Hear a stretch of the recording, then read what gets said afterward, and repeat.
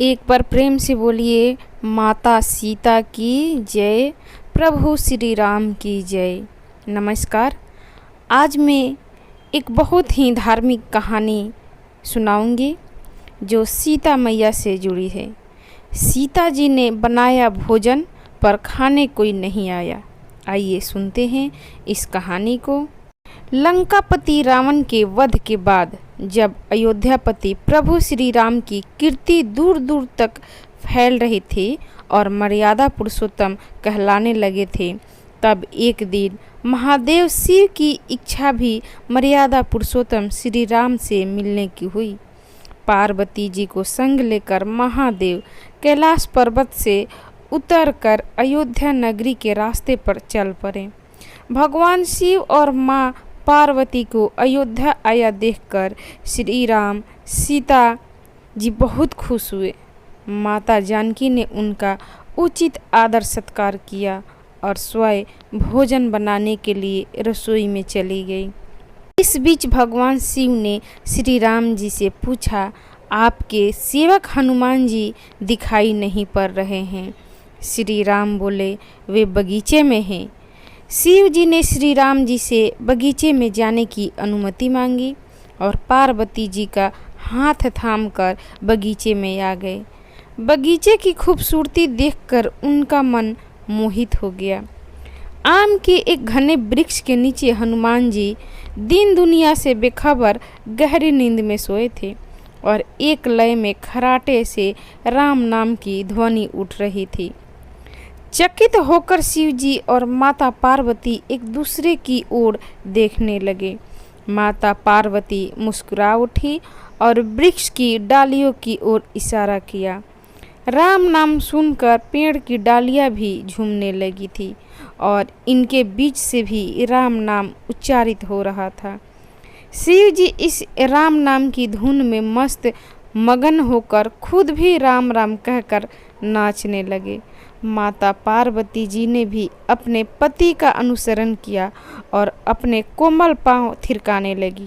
शिव जी और पार्वती जी के नृत्य से ऐसी झंकार उठी कि स्वर्ग लोक के देवतागण भी आकर्षित होकर बगीचे में आ गए और राम नाम की धुन में सभी मस्त हो गए। माता जानकी भोजन तैयार करके प्रतीक्षारत थी, परंतु संध्या घिरते तक भी अतिथि नहीं पधारे।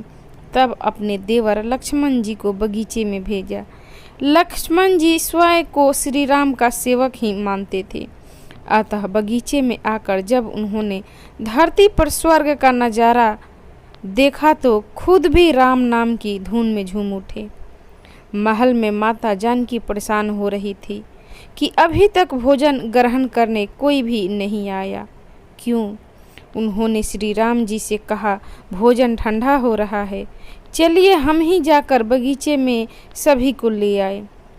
जब सीताराम जी बगीचे में गए तो वहाँ राम नाम की धूम मची हुई थी। भगवान जी गहरी नींद में सोए हुए थे और उनके खराटे से अभी तक राम नाम निकल रहा था। श्री सिया राम भाव विह्वल हो उठे।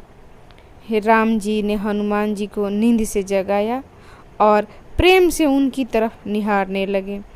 हनुमान जी प्रभु को आया देख शीघ्रता से उठ खड़े हुए। नृत्य का समाभंग हो गया। शिव जी खुले कंठ से हनुमान जी की राम भक्ति की सराहना करने लगे। हनुमान जी संकुचाए लेकिन मन ही मन खुश हो गए। श्री राम सीताराम ने भोजन करने को आग्रह भगवान शिव जी से किया। सभी लोग महल में भोजन करने के लिए चल पड़े। माता जानकी भोजन परोसने लगी। हनुमान जी को भी श्री राम जी ने पंक्ति में बैठने का आदेश दिया।